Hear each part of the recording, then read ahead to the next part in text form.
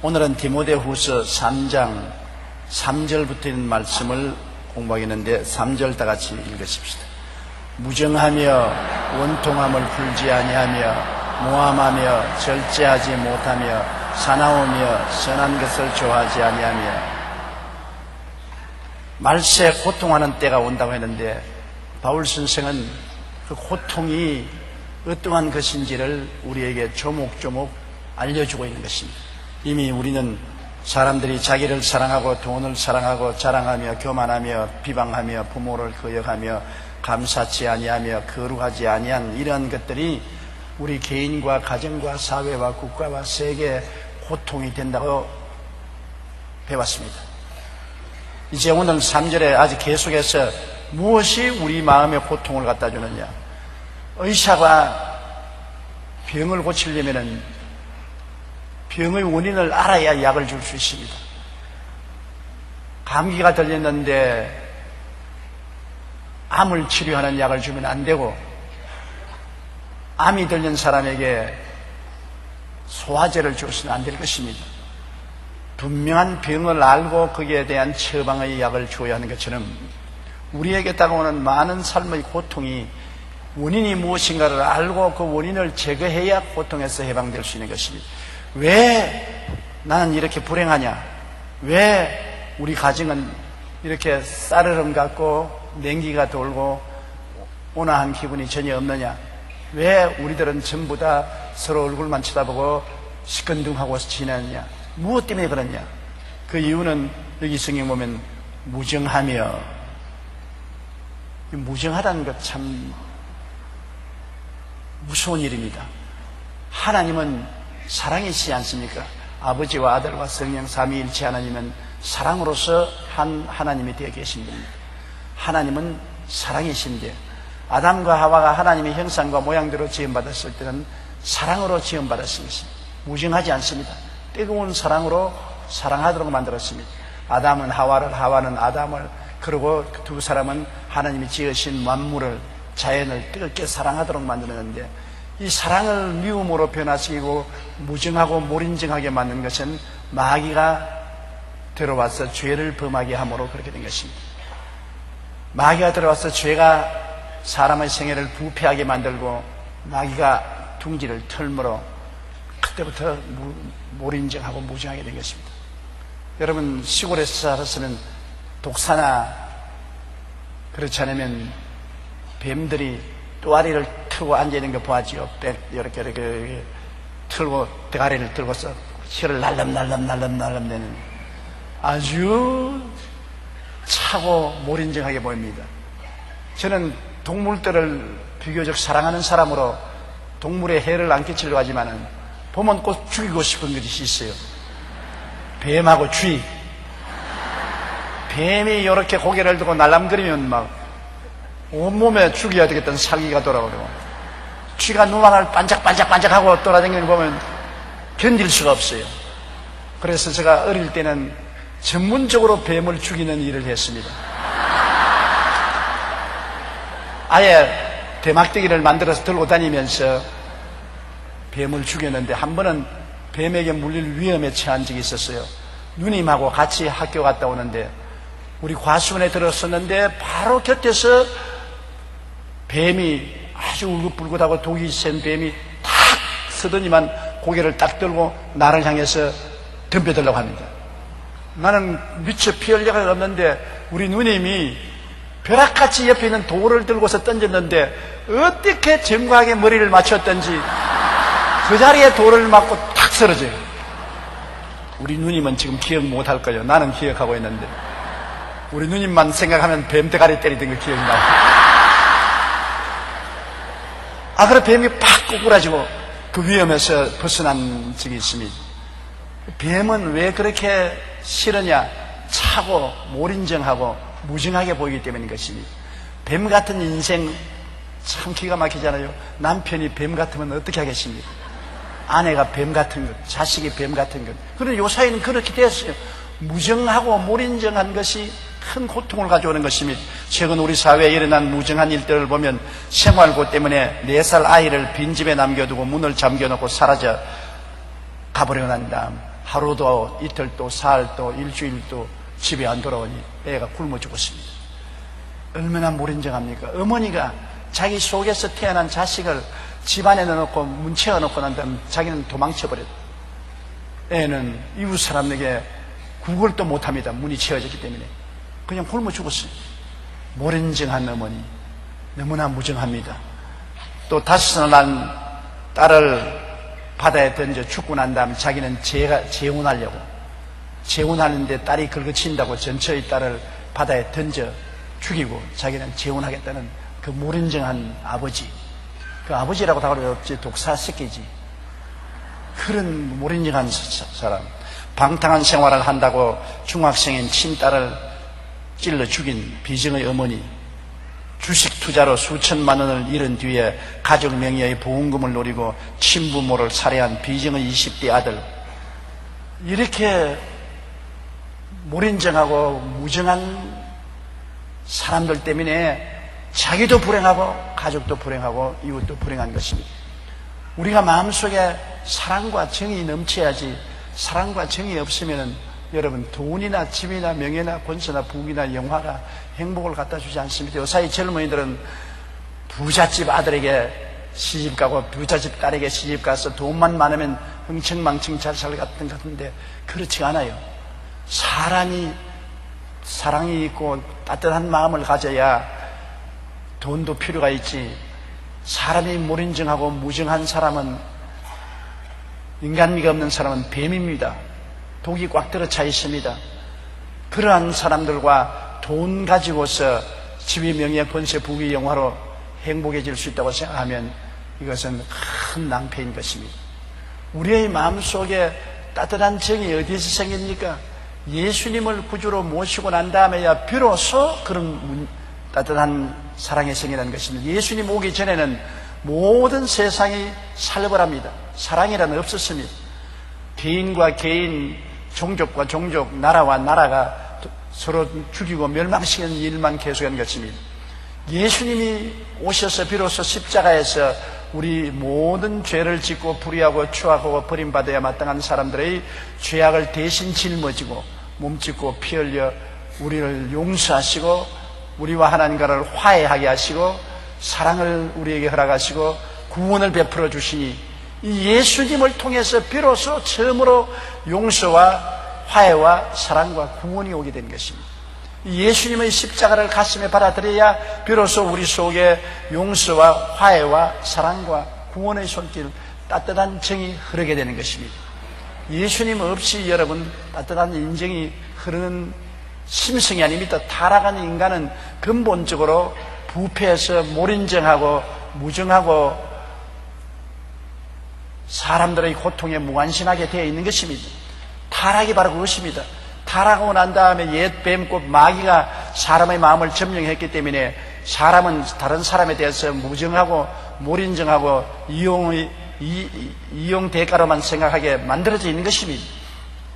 근본적인 마음이 변화되는 것은 예수 그리스도의 십자가 그 은혜를 받아들일 때, 예수님 십자가가 우리 속에 들어와서 우리 마음을 점령할 때 비로소 우리는 남을 용서할 수 있게 되고 화해할 수 있게 되고 그리고 사랑할 수 있게 되고 남을 도와주는 구원의 손길을 베풀 수가 있는 것입니다. 예수 믿는다는 것이 종교가 아닙니다. 얼마나 우리 인간의 인격적인 중심을 변화시키는 것이라는 것을 알아야 되는 것입니다. 사람이 예수 그리스도의 성품을 닮아서 따뜻한 마음, 온유한 마음, 그것을 가지면 얼마나 좋습니까? 예수님은 친히 나는 마음이 온유하고 겸손하다고 말한 것입니다. 마음이 따뜻하고 겸손한 마음을 가지고 이런 마음을 가진 남편, 아내, 자식, 친구, 이웃이 있으면 여러분 이 세상이 살기 좋은 세상이 되고 따뜻한 세상이 되는 것입니다. 무정하고 무린정하면 자기도 고통스럽습니다. 누구도 무정하고 무린정한 사람하고 진실히 마음을 열어놓고 친구가 되고 이웃이 되기를 원하는 사람은 없습니다. 무정하고 무린정하니까 이웃을 도적질하고 죽이고 멸망시키는 일만 하기 때문에 이웃에 얼마나 큰 고통을 가져오는 것입니까? 무정이 정말 고통스러운 것입니다. 요사이 여러분, 우리 한국 가정에 불행이 다가오는 것은 부부간에 말 한마디도 따뜻하게 하지 않고 무정하게 하기 때문인 것입니다. 동아일보 2007년 7월 27일자 신문에 있는 것을 보니까 말을 잘못함으로 말미암아 남에게 상처를 주는 일이 많은데, 이게 제가 그걸 뽑아봤었습니다.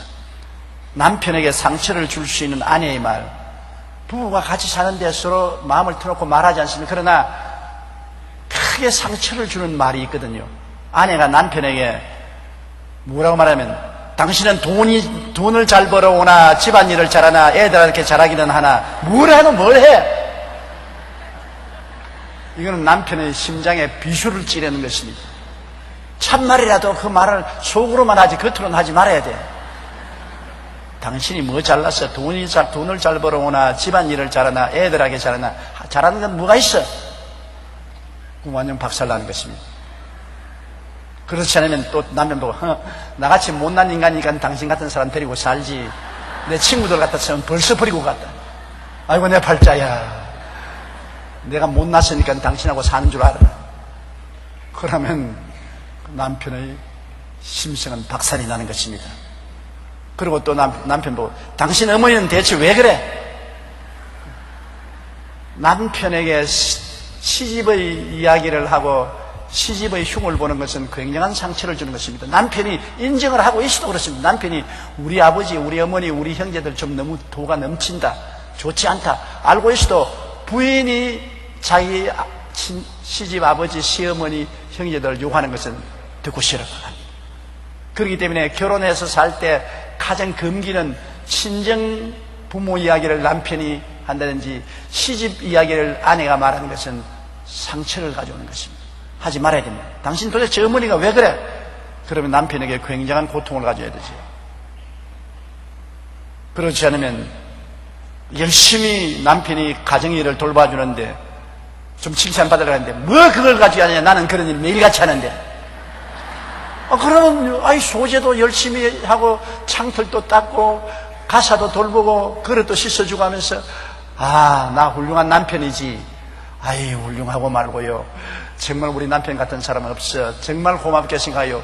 그러면 신바람이 나서 더 잘해오겠는데 뭘 그것까지 자랑이야. 나는 매일같이 하는데 뭐 못쓰게주고 한 보람이 하나도 없어지는 것입니다. 말 한마디로 천냥빚을 갚는다는 말이 있습니다. 천냥빚이 얼마나 큰 빚입니까? 말 한마디로 갚아요. 그러므로 여러분 가정에 행복을 가져오려면 몰인정하고 무정한 말을 하지 말아요. 자기는 입에서 탁 내뱉는 말이지만은 상대방에게는 독을 뿌리는 말이 될 수가 있는 것입니다. 또 아내에게 상처 줄 수 있는 남편의 말이 있습니다. 아내에게 상처 주려고 하다는 내 말을 단단히 적어 놓으십시오.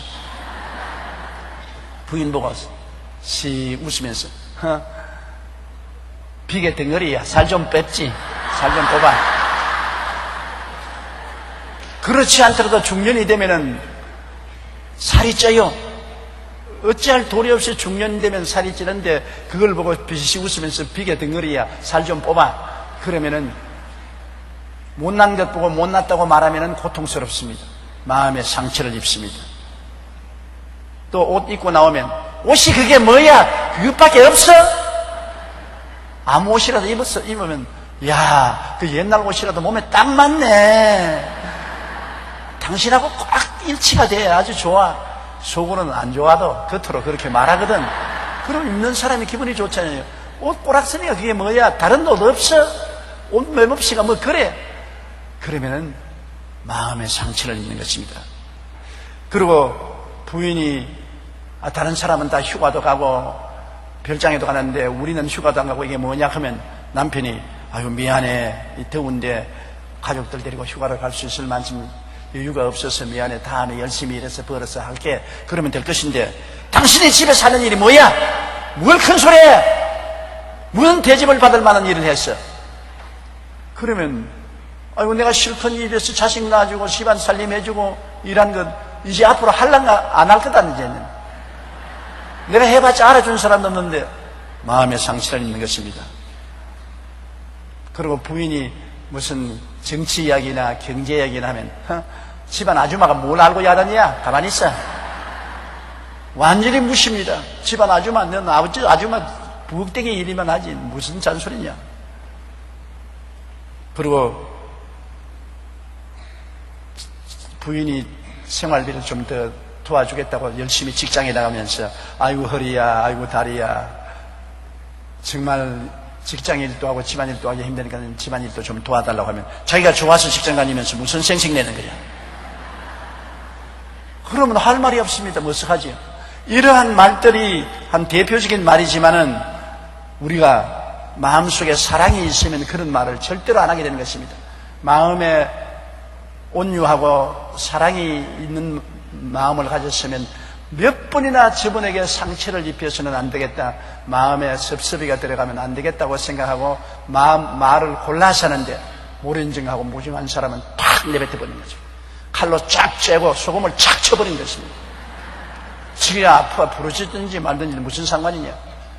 이러기 때문에 이 세상에 고통이 많은 것입니다. 무정함으로 고통이 많은 것입니다. 그 다음 원통함을 풀지 아니하며, 원통함을 풀지 않고 마음속에 딱 일하고 있으면은 자기도 괴롭고 남도 괴롭습니다. 나는 어떠한 사람이 자기 아버지에 대해서 원한을 품고 있었습니다. 일찍 시골에서 고생하면서 아버지가 농사일만 시키고 도와주지 않았습니다. 도시로 와서 죽을 고생을 하고 노동을 해서 독학을 하고 그래서 좀 살만하게 되니까 부모님이 자식들을 의지하러 올라왔습니다. 그러고 난 다음에는 집에서 같이 살면서 이것 해내라 저거 해내라 돈 안 준다고 불평을 많이 말했습니다. 그래서 자식하고 아버지하고 늘 말다툼이 있었습니다. 아버지는 날 잘할 때 뭘 해줬느냐, 날 공부시켜줬느냐, 날 직장에 취직을 시켜줬느냐, 나를 돌봐준 것 하나도 없으면서 왜 이제 와서 자꾸 나에게 못한다고 야단이냐. 그래서 입다툼을 많이 했습니다. 그러고 난 다음에 세월이 흘러서 부모님이 다 세상을 떴습니다. 부모님이 세상을 떴는데도 불구하고 이 사람은 늘 마음이 편하지 않습니다. 얼굴에 기쁨이 없습니다. 마음이 늘 고통 속에 있습니다. 저하고 신앙상담을 했는데 그 신앙상담을 자꾸 파헤치고 들어가니까 24시간 늘 마음속에 아버지에 대한 원한이 있습니다. 원통함을 풀지 않습니다. 아버지에 대한 원한, 이미 아버지는 무덤에 들어가 버렸는데 자기 마음속에는 아버지가 살아있습니다. 아버지에 대한 원한을 풀지 않습니다. 그 원한 때문에 마음이 고통스러워요. 자기가 고통스러워요. 행복하지 않아요. 모든 일에 신경이 날카로워지고 스트레스를 받아요. 그래서 내가 아버지를 용서해 주십시오. 그러니까 나는 여러 번 용서해 주었지만은 또 다시 고개를 들고 일어나고 또 다시 고개를 들고 일어납니다. 어떻게 할까요? 그러면 내가 좋은 치료 방법을 가르쳐 줄 테니 따라 하겠소? 하죠. 또 다시 아버지에 대한 원한이 고개를 들거든 그를 딱 쳐다보고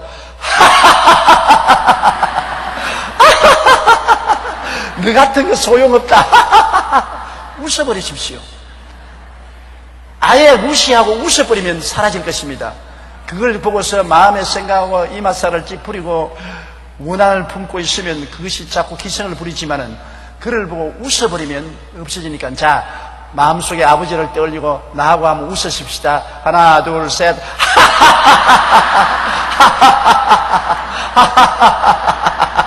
아무것도 아니야. 아무것도 아니야. 물러가라. 아무것도 아니야. 그렇게 나오고 난 다음에 나를 잡아내. 아이고 한결 속이 시원하네요. 시원하고 말고 마음속에 원한이 사무치고 미움이 사무치면 웃어버리는 것이 제일 좋은 방법이야. 그 마귀를 쫓아내는 것은 웃음으로 쫓아내버리면 제일 좋은 거야. 마음의 억압과 스트레스를 푸는 제일 좋은 것은 웃음입니다.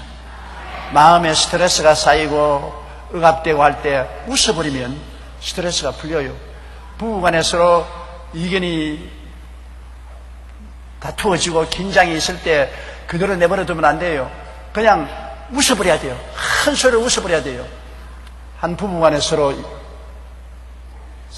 이렇게 이야기를 했습니다. 내가 모자를 삐뚤어 쓰고 오거들랑 오늘 회사에서 기분 나쁜 일을 당한 줄 알고 당신이 나를 잘 대해주세요. 부인이 그럼 좋습니다. 나는 내가 앞치마를 삐뚤어 입고 있거든랑 오늘 집에서 기분 나쁜 일이 생긴 줄 알고 당신이 모든 것을 이해해 주십시오. 그래서 잘 지냈어요. 남편이 모자를 삐뚤어서 오면 부인이 아주 남편을 친절하게 대하고 편안하게 해서 남편 마음을 풀어주고, 남편이 오면 마중하러 나오는데 앞치마가 삐뚤어져 있으면 남편이 끌어안아주고 두들겨주고 잘 위로해 주었습니다. 그런데 하루는 둘이가 딱 경건했으면 남편이 모자를 삐뚤어졌는데 부인도 앞치마를 삐뚤어 입었었어요. 자, 난처하기 짝이 없습니다. 부인도 지금 남편 위로해 줄 기분이 아니고 남편도 부인을 위로해 줄 기분이 아니고 둘이가 서로 보다 보니 천둥벼락이 칠 것 같습니다. 그래서 서로 쳐다보고 한참 있다가 그만 둘이가 웃기 시작했습니다. 서로 쳐다보고 삐뚤어 모자를 썼네. 아이고 저 앞치마 봐라. 그러고 둘이가 끌어안고 난 다음 모든 천둥벼락은 끝나고 마음의 평화가 오고 스트레스는 사라져버린 것입니다. 웃는다는 것은 굉장히 스트레스를 사라지게 하고 억압을 치료하는 놀라운 효과가 있는 것입니다. 하루에도 여러분 수없이 시간만 있으면 웃으십시오. 마음의 스트레스를 치료하는 것입니다. 몸이 고달플 때는 마사지를 해주면 참 좋잖아요. 안마를 해주면. 옛날에 나는 우리 할아버지하고 같은 방에서 늘 잤는데 할아버지가 늘 저보고 다리 좀 만져라, 다리 좀 만져라. 그럼 제일 만지기 싫은 것이 다리 만지는 겁니다. 그 다리를 만지면 또 할아버지가 그냥 가만히 계시지 않고 내가 만지라는 것은 그냥 만지는 것이 아니라 너 팔에 힘 생기라고 만지라고 하는 것이다. 근육이 생긴다. 열심히 만지면 근육이 생긴다. 나는 속으로 근육 안 생기고 안 만지면 좋겠다. 몸이 피곤하고 아프면 자꾸 주물러 줘야 돼요.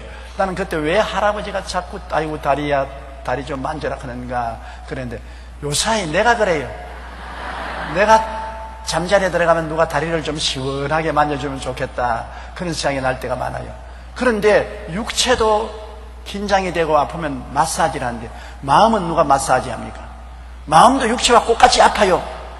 마음도 회사에서 하루 종일 일하고 상사하고 다투고 밑에 사람하고 승강하고 마음에 상처가 입으면 마사지를 해줘야 돼요. 집안에서 집안일에 신경질이 나고 이 더위에 짜증나면 마음의 마사지를 해줘야 돼요. 그런데 마음의 마사지를 누가 해주나요? 몸의 마사지는 눈에 보이는 대로 해줄 수 있지만 마음의 마사지는 해줄 수 없잖아요. 마음의 마사지를 제일 잘할 수 있는 것이 웃음인 것입니다.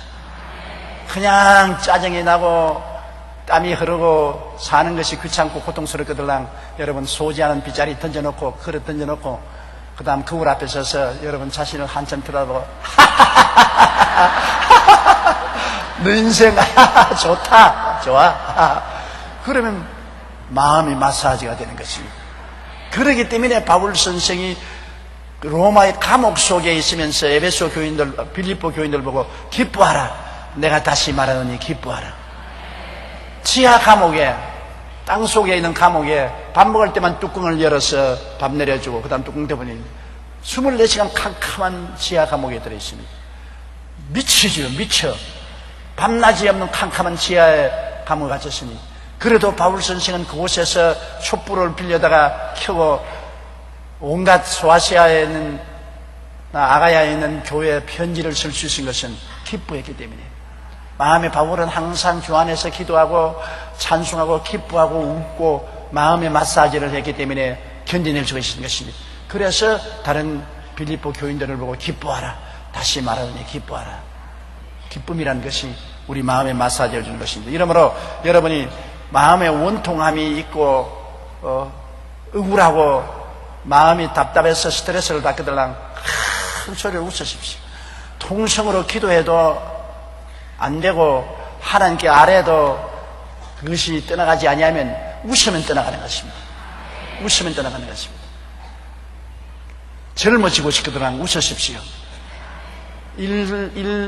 한 번 웃으면 그만큼 젊어지고 한 번 성을 내면 그만큼 늙어진다고 말하고 있지 않겠습니까?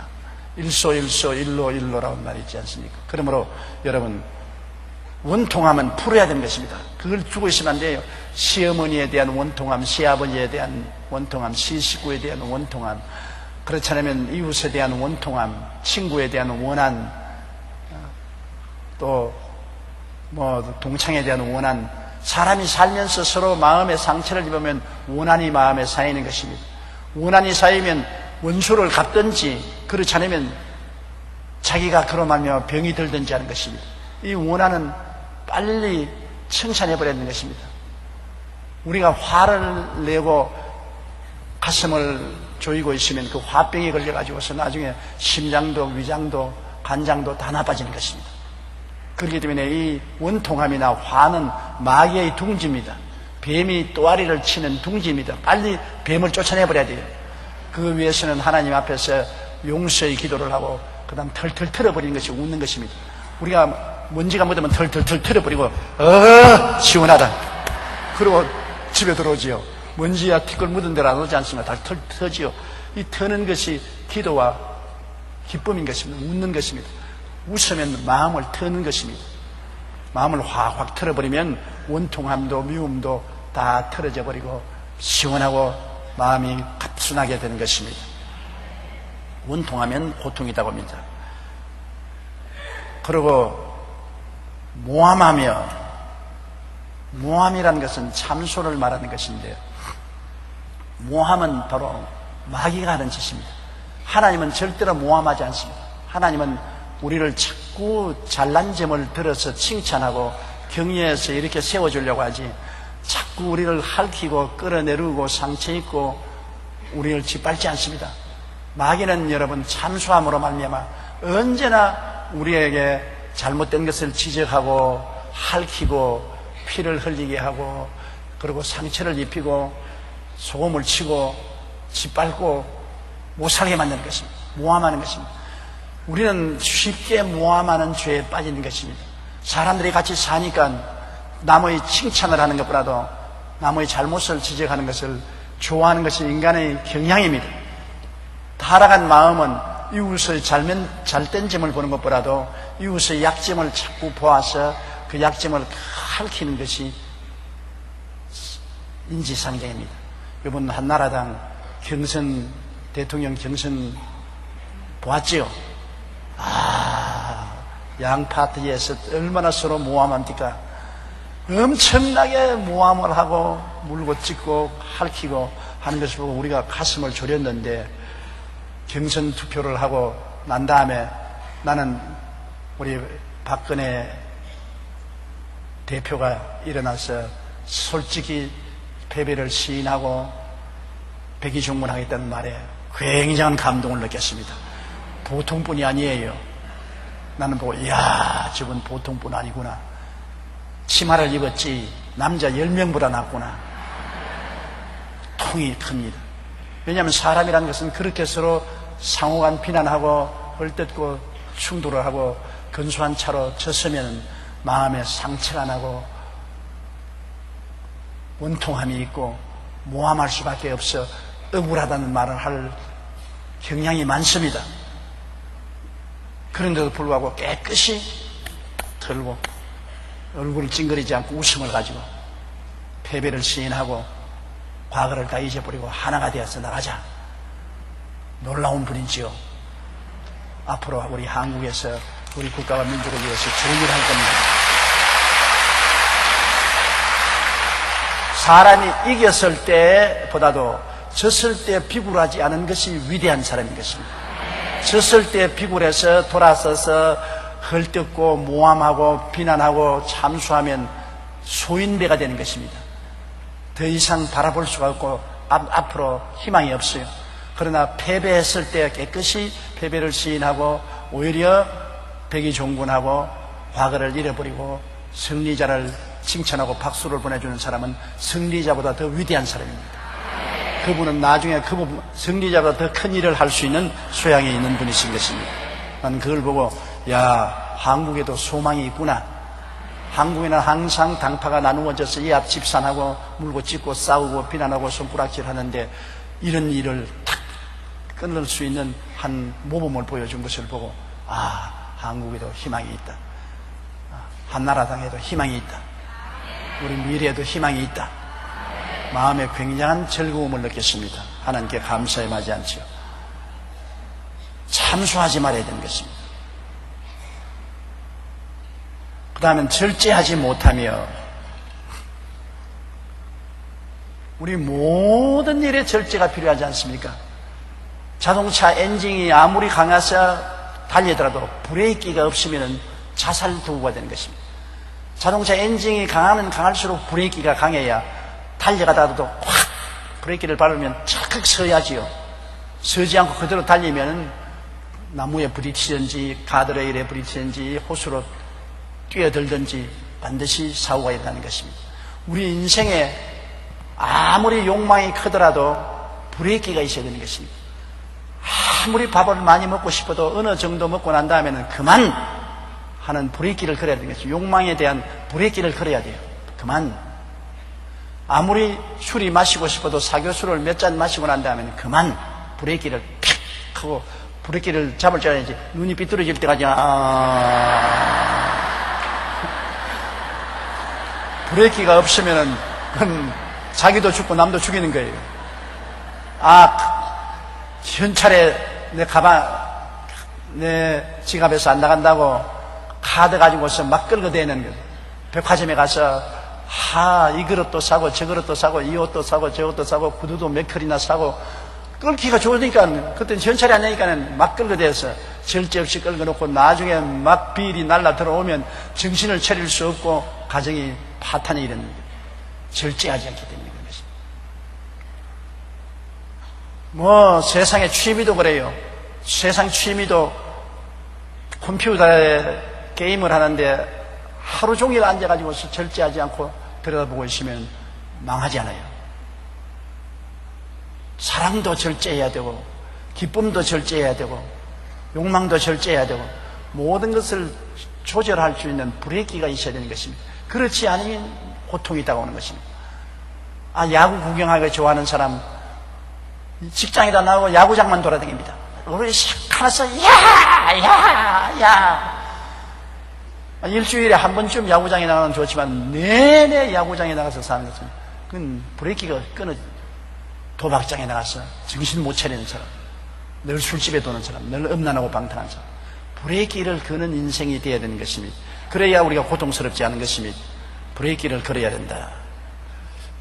그 다음 사나우며 짐승도 사나운 짐승 기르면 안 돼요.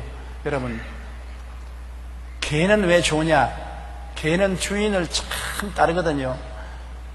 집안에 개를 키우면 10번 들어오면 10번 다 뛰어서 좋아가지고 이렇게 하는 건 개입니다. 같은 부부간에 피부를 맞대고 살아도 하루 한 번 들어갔다 나오면 이제 옵니까? 그럼 인사하지. 하루 10번 들어오면 10번 다 아이고 이제 오세요 이제 오세요. 그런 사람 없잖아요. 근데 개 보세요. 10번 들어도 10번 다 이랍니다. 개는 주인에 충성스럽습니다. 개는 좋은 사람만 주인을 따르는 것이 아니라 나쁜 주인도 좋아하거든. 도둑놈도 개는 자기 주인이면 좋아하는 것입니다. 그렇기 때문에 사람은 개가 굉장히 좋은 친구가 될 수 있어요. 나이 먹고 나면은 자식들 다 떠나고 친구들 다 떠나고 외로울 때 언제나 반겨주는 것은 개거든. 그러면 나이 잡수신 분은 개를 하나 기르는 것이 좋습니다. 그래가지고서 자꾸 개하고 이야기하고 같이 졸졸 따라다니고 함께 움직이는 것 굉장히 마음의 위로가 되죠. 그러나 가장 싸나운 거 냉정한 게 고양이입니다. 고양이는 귀엽게 참 이렇게 할 때는 눈을 쫙 감고 조심하면 조금만 상처를 입으면 그거 밝혀버리는 거죠. 꼭 싸나운 마누라 같아요.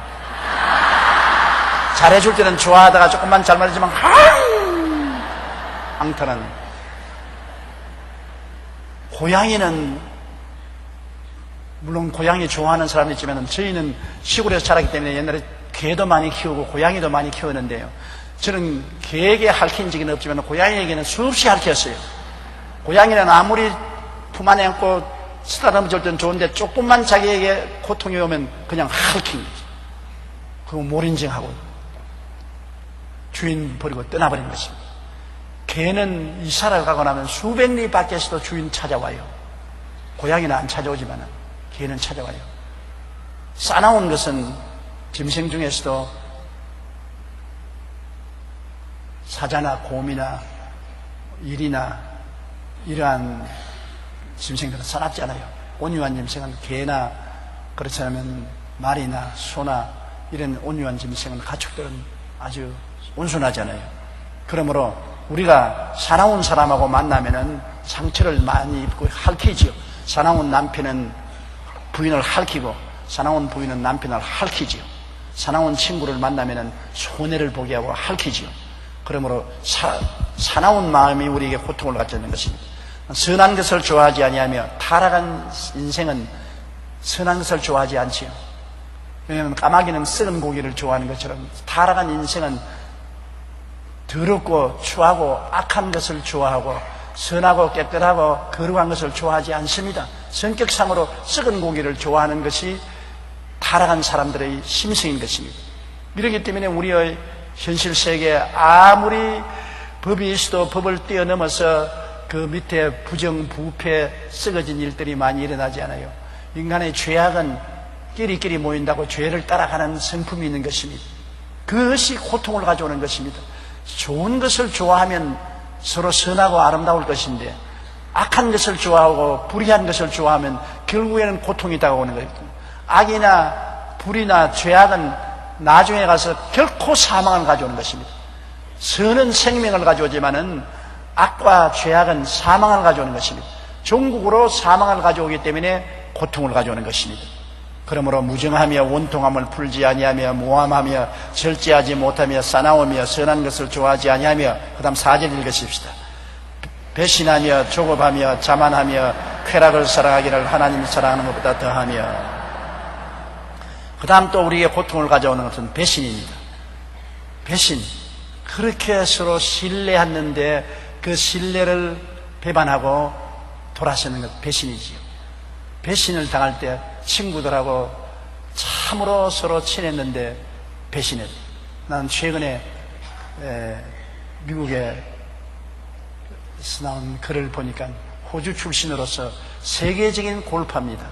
아주 골퍼로서 백만장자가 된 사람인데 그 이름은 제가 말 안 하겠습니다만 그분에게 아주 절친한 친구가 있었어요.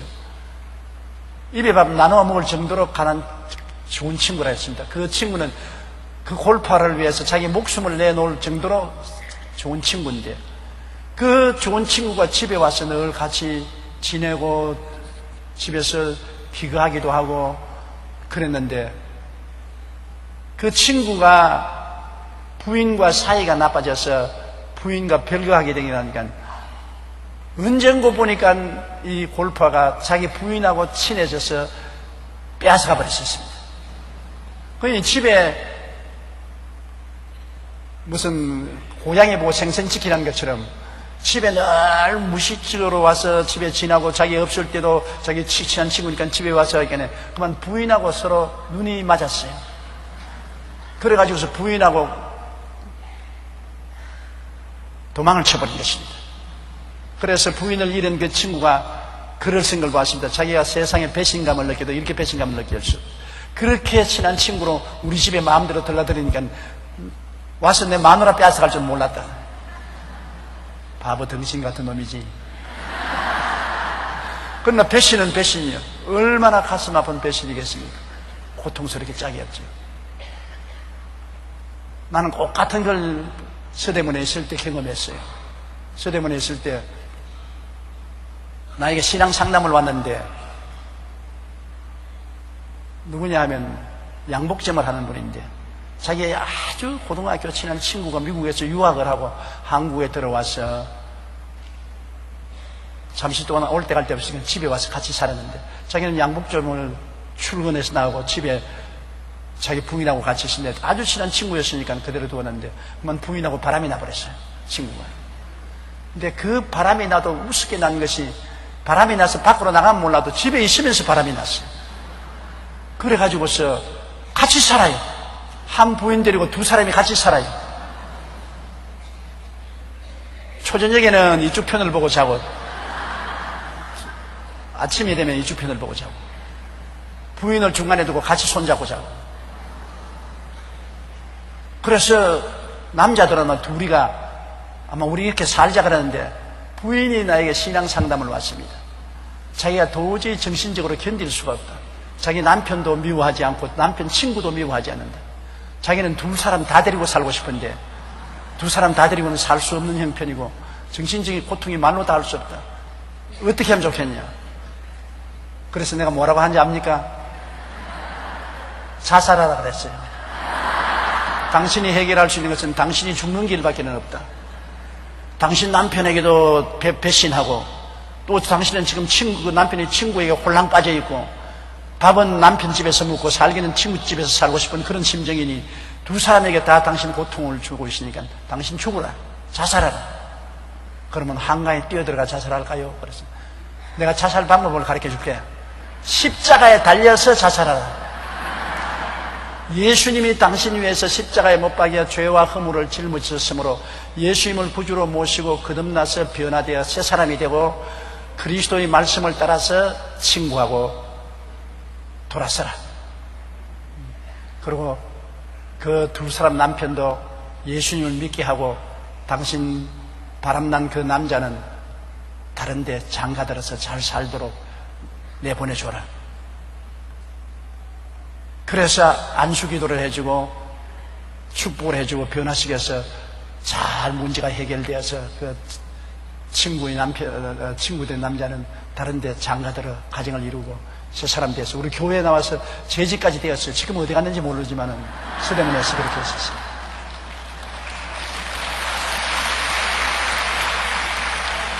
배신한다는 것. 또 이 목회를 하다 보면 많은 사람이 친구들에게 보증 서지 않습니까? 담보 서지 않습니까? 사업하는데 집을 담보로 세우고 뭐 땅을 담보로 내놓고 난 다음에 친구가 배신해서 홀랑 다 가지고 도망치는 거예요. 그런 건 너무나 많이 봤어요. 친구에게 보증 섰다가 배신당하는 거예요. 그리고 우리 지역장, 구역장들이 잘못된 사람이 간혹 있어가지고 지역원, 구역원들에게 전부 돈 모아가지고서 가지고 도망쳐버리는 거예요. 이 세상에 많은 배신이 고통을 가져오는 것입니다. 신뢰할 수 있다는 것은 참으로 행복한 것인데 신뢰를 배반하면 자기도 나중에 앞날이 캄캄해지고 또 배신당한 사람의 고통도 말로 다 할 수 없지요.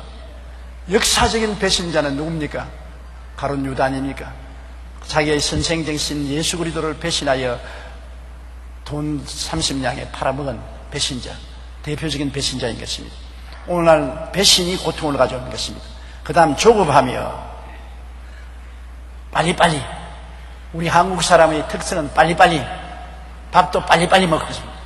구라파에 가면은요, 식당에서 한국 손님 오는 것을 굉장히 좋아합니다. 왜냐하면 구라파 사람들은 점심이나 저녁에 오면 1시간, 2시간씩 앉아서 음식 조그마히 식어놓고 난 다음 술을 홀짝홀짝 마시면서 1시간이고 2시간이고 이야기합니다.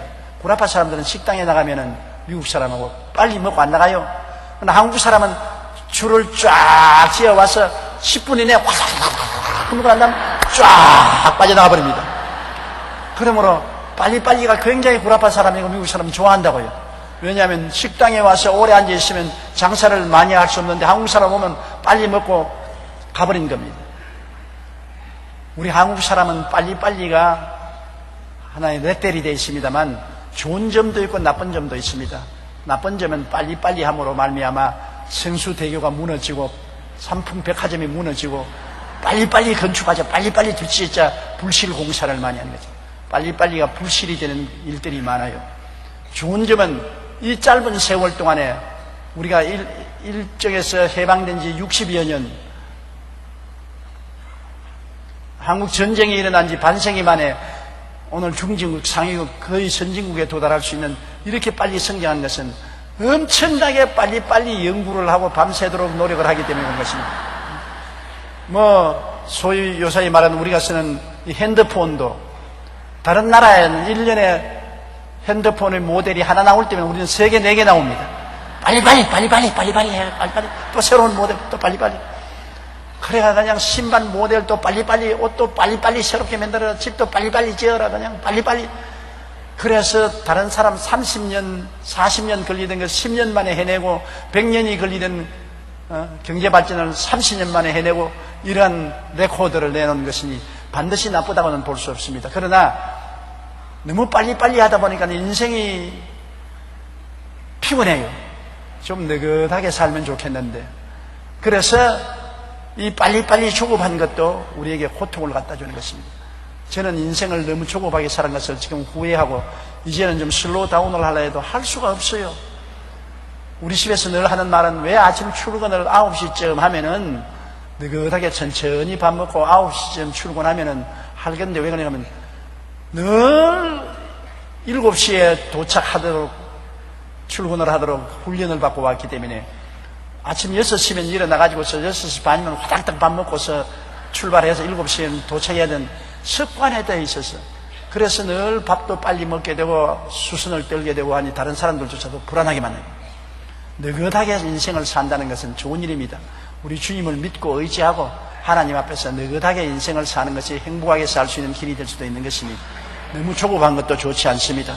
그런데 오늘날 조급한 것이 말세에 고통하는 조건이 된다고 말하고 있는 것입니다. 그 다음 자만하면 자신만만한 것을 말하는 것입니다. 자기가 제일이다. 하나님도 없고 이웃도 없고 내가 제일이다. 교만은 패망의 선봉이요 오만은 거만한 마음은 넘어지며 앞잡이는 것입니다.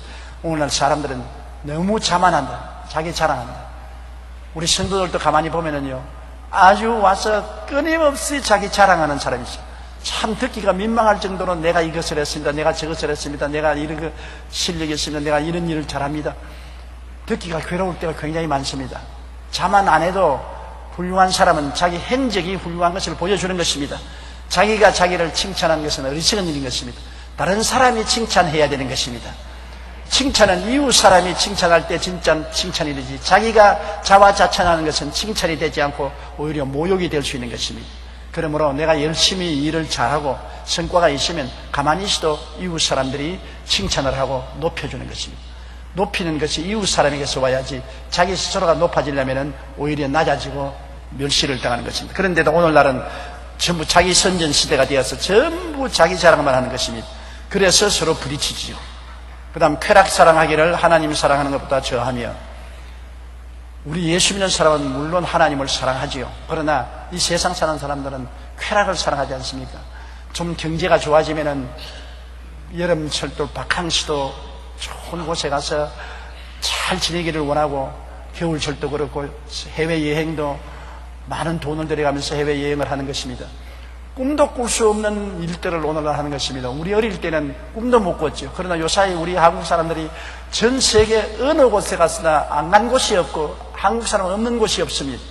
이와 같이 인생을 즐기면서 살려고 하는 것은 좋지만은 하나님보다도 더 쾌락을 사랑하는 것은 안 되는 것입니다. 주일날 성수주일 해야 될 것인데 하나님 섬기는 것보다도 노는 것이 더 좋기 때문에 산으로나 들로나 놀이터로 하나님보다도 쾌락을 좋아해서 끌려가는 것은 안 되는 일이죠. 또 하나님께 드려야 될 물질을 쾌락을 위해서 먼저 써야 되겠다고 땡겨 써버리고 하나님 앞에 빚지게 되는 게 좋지 않지요. 하나님보다도 우선권을 가지는 것은 모두 다 고통을 가져오는 것입니다. 그런 쾌락은 쾌락이 아니고 나중에 해독이 되는 것입니다. 하나님 사랑하는 것보다 쾌락을 더 사랑하고 그 다음 5절요 경건의 모양은 있으나 경건의 능력은 부인하는 이 같은 자들에게서 내가 돌아서라.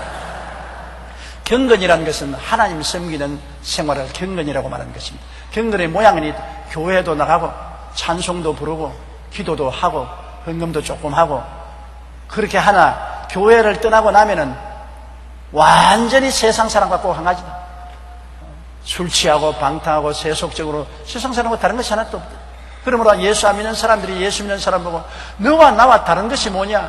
오직 다른 것은 너는 주일날 교회 나간다는 그거 하나 다르고 그 다음 남아서 어느 심사 행동이 나하고 꼭 같지 않느냐?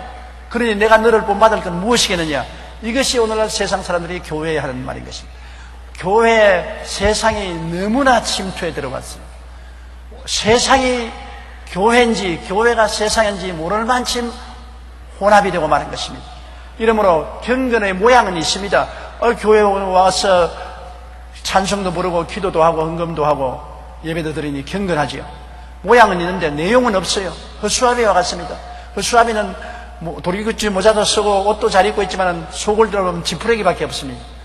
능력이 없다는 것은 말씀과 성령이 없는 것을 말하는 것입니다. 오늘 주여 주여 부르면서도 말씀을 읽지 않고 기도해서 성령 충만하지 않기 때문에 능력은 없는 것입니다. 아무리 교회에 왔다 갔다 해도 하나님 말씀 읽지 아니하고 기도해서 성령 충만하지 아니하면 속이 텅 빈 사람인 것입니다. 가짜입니다. 경건의 모양은 있으나 능력은 없습니다. 그것은 마귀와 한 짝이 되어서 사는 것입니다. 속에 채워진 것이 없습니다. 겉은 교회 옷을 입었으나 속은 세상에 꽉 들어차 있는 것입니다. 겉이 어떻게 되든지 속에 말씀이 꽉 들어차고 속에 성령이 꽉 들어차 있으면 경건의 능력이 있는 사람인 것입니다. 이 사람은 세상이 감당치 못하고 마귀가 감당치 못하는 것입니다. 그렇기 때문에 제가 늘 하는 말은 매일같이 성경을 읽으라는 것입니다. 매일 일독 성경을 매일같이 성경을 읽어서 마음속에 말씀을 채우고 매일같이 하나님께 열심히 기도드려서 성령님과 동행하라. 말씀과 성령이 충만하면 경건의 능력이 있는 것입니다. 교회가 밖에 있는 것이 아니라 내 속에 있는 것입니다.